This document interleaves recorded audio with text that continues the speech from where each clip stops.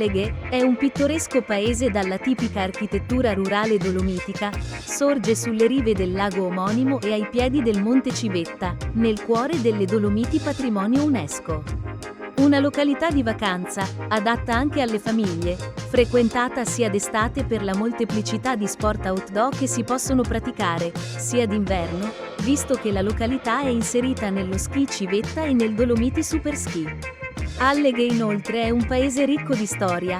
Tra le sue vie convivono tracce di architetture e culture gotiche, della Repubblica di Venezia e degli antichi fienili, Italia.